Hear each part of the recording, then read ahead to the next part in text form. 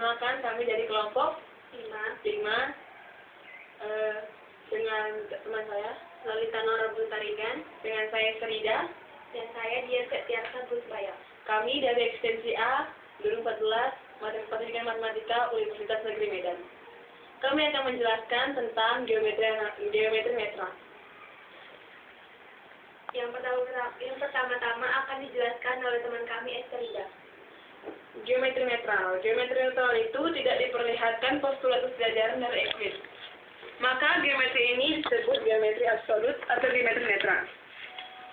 Geometri absolut ini membuat dalam pengertian terurut. Jadi pengertian pangkal geometri terurut juga menjadi diperkenalkan pengertian pangkal ketiga, yaitu kongruensi, suatu relasi untuk pasangan titik, segmen, dan interval.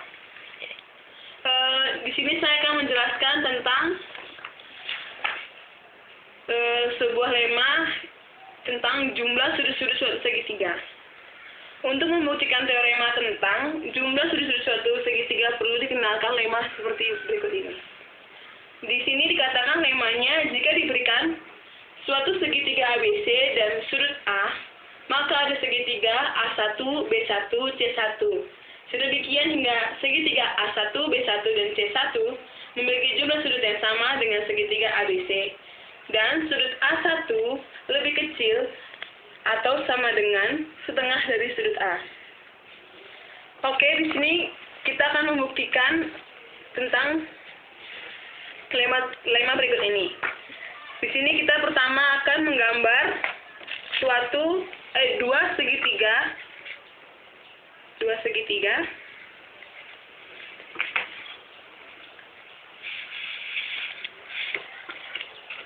segitiga ya. Sebentar.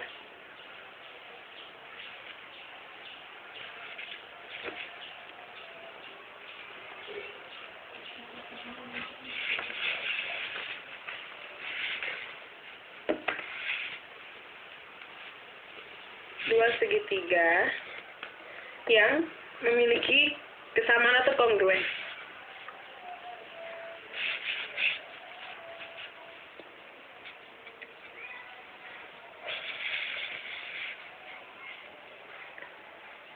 Oke, setelah kita menggambar ini, kita berikan di sini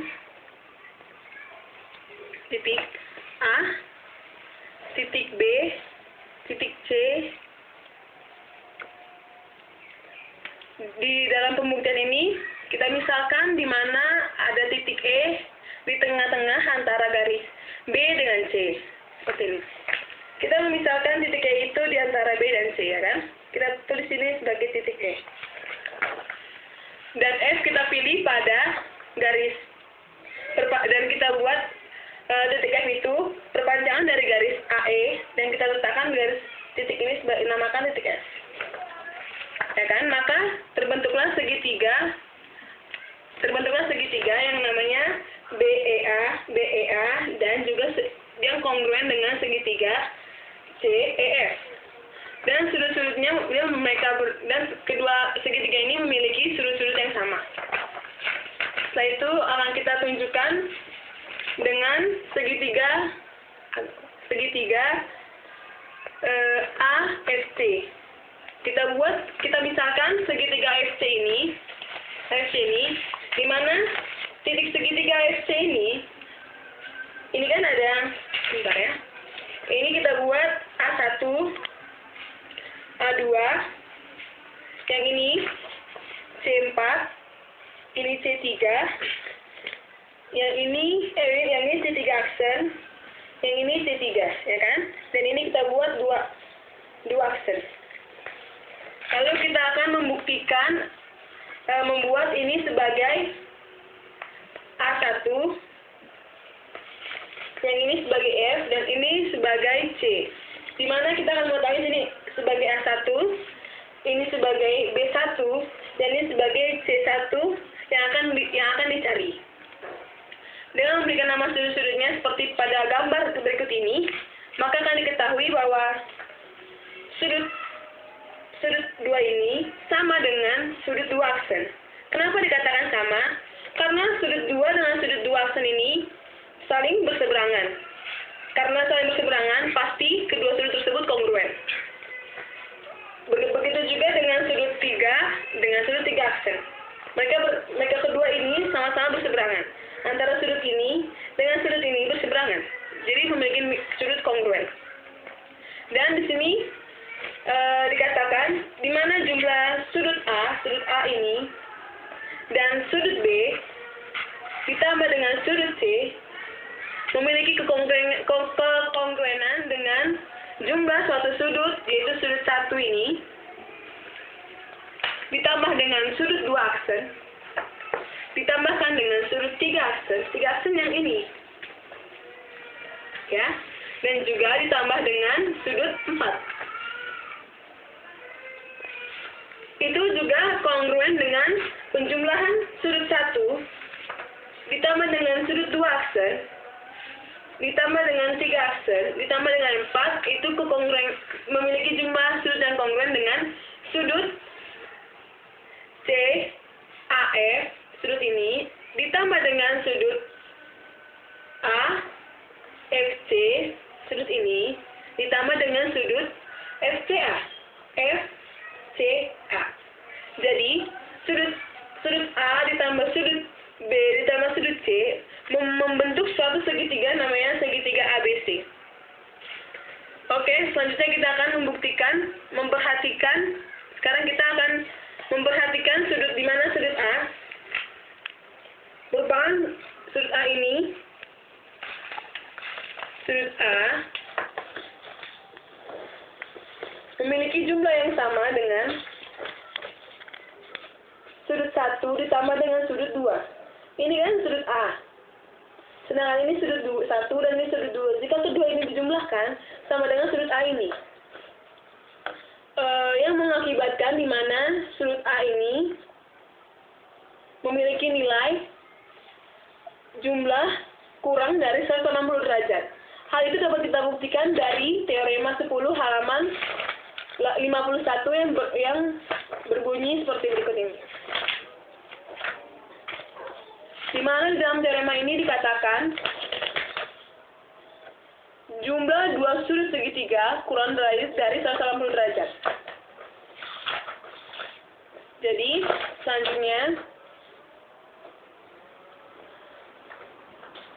sudut 1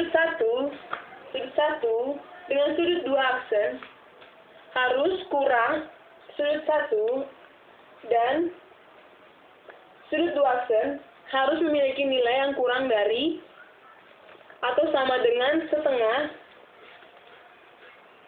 Ini kurang dari setengah sudut A, ya kan? Dan dikatakan ini memiliki sebuah persamaan seperti ini. Sudut A1 lebih kecil atau sama dengan setengah dari sudut A. Dan kita menamakan A ini sebagai A1, ya kan? Kemudian namakan dua titik yang dikatakan sini, kemudian namakan dua titik lain dari segitiga AFC dengan B1 dan C1. Ini sudah titik A yang sebelumnya sudah kita buat kita ganti namanya sebagai A1. Dan titik F ini dikatakan dalam buku ini kita namakan sebagai B1. Dan C ini kita buat sebagai namanya C1, ya kan? Dan ini kita dapat, setelah ini kita telah membuktikan lemma dari pernyataan ini yang mengatakan jika diberikan sudut ABC dan sudut A, maka ada segitiga A1, B1, dan C1. Sedemikian hingga segitiga A1, B1, dan C1 memiliki jumlah sudut yang sama dengan segitiga ABC. Dan sudut A1 lebih kecil atau sama dengan setengah dari sudut A. Dan ini telah terbukti dari apa yang telah saya jelaskan. Jadi secara sederhana, lemma di atas menyatakan bahwa dapat diganti sebuah segitiga baru dengan merampingkan segitiga awal tanpa mengubah jumlah sudut-sudutnya. Hal ini bisa dilakukan dengan memotong segitiga ABE dari segitiga ABC dengan meletakkan di belakang segitiga FCE.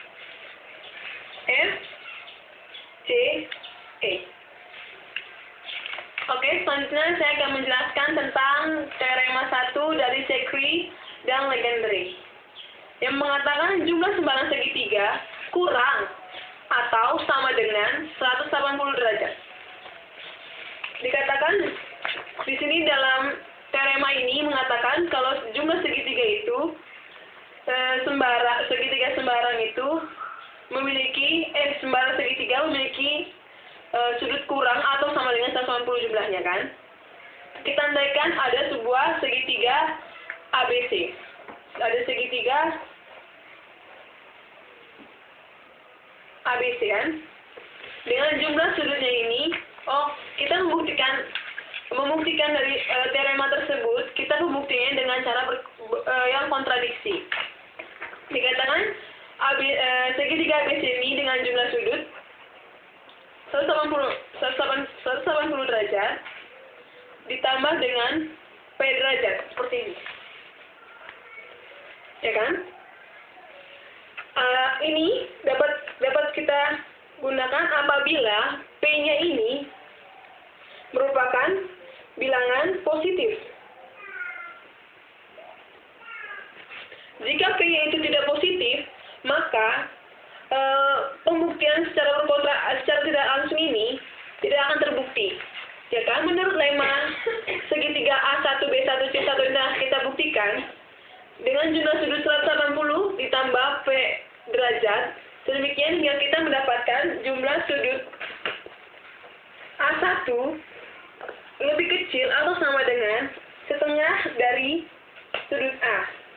Dengan menggunakan lema, berarti ada segitiga A2, B2, dan C2 yang terdapat pada gambar ini kan, dengan jumlah sudut. Jadi dengan jumlah sudut ini, kita buatlah ini sebagai, maaf ya sudah jelek gambarnya. Ini sebagai A2, B2, dan ini C2 kan, ya kan? Dengan jumlah sudut 180 dikatakan 180 derajat ditambah P derajat. Sehingga kita dapat membuat suatu persamaan di mana dapat kita ketahui jika setengah sudut A1 lebih besar dari jumlah sudut A2 atau sama dengan setengah sudut A1 lebih besar atau sama dengan jumlah sudut A2 dan lebih kecil atau sama dengan dari 1/4 A yang telah kita buktikan tadi kan. Dan seterusnya dengan cara yang sama, kita dapat membuat barisan segitiga A1, B1, C1, bahkan juga segitiga A2, B2, dan C2, dan juga A3, B3, dan C3, hingga seterusnya. Masing-masing jumlah sudutnya dapat kita buat sebagai jumlah 180 derajat ditambah dengan 0 derajat sedemikian hingga kita mendapatkan nilai seperti ini. Kita dapat karena ini dibagi 2, kan, jadi kita dapatnya bagi 1/2 kan. Jika kita menjumlahkannya, membagi segitiganya dengan katakanlah nilai tak terbilang dengan nilai n kan, kita mendapatkan sebuah persamaan seperti ini. Maaf ya. Ini. Sudut AN akan lebih kecil atau sama dengan setengah dari setengah pangkat n dari sudut A. Untuk sembara ini, n-nya itu harus bilangan bulat. Sembarang bilangan bulat yang positif, ya kan? Jelas dapat kita pilih n yang cukup besar. Kita memilih nilai n ini dengan nilai yang besar sedemikian hingga jumlah sudut AN ini sekecil mungkin. Misalnya kita mendapatkan nilai segi sudut AN ini lebih kecil atau sama dengan P derajat. Karena sudut AN ini ditambah dengan sudut BN ditambah dengan sudut CN sama dengan 180 derajat ditambah P derajat. Yang berarti bahwa sudut BN ditambah dengan sudut CN lebih besar atau sama dengan 180 derajat. Dan ini kan karena ini jumlah sudut BN ditambah CN lebih besar 180 derajat, sangat berkontradiksi dengan teorema yang 10 di mana dikatakan bahwa jumlah segitiga itu harus kurang atau sama dengan 180 derajat. Sedangkan yang kita ketahui di sini, jumlah segitiga ini tidak 180 derajat atau sama dengan atau kurang dari 180 derajat, melainkan melebihi dari 180 derajat. Berarti ini kontradiksi dengan teorema 10 kan. Maka teorema ini terbukti bahwa jumlah sembarang segitiga kurang atau sama dengan 180 derajat. Oke? Selanjutnya kita akan membahas tentang definisi, di mana suatu segi empat disebut persegi panjang jika semua sudutnya adalah sudut siku-siku. Saya juga akan menjelaskan tentang geometri netral ini. Di dalam geometri netral ini kita tidak menggunakan postulat kejajaran.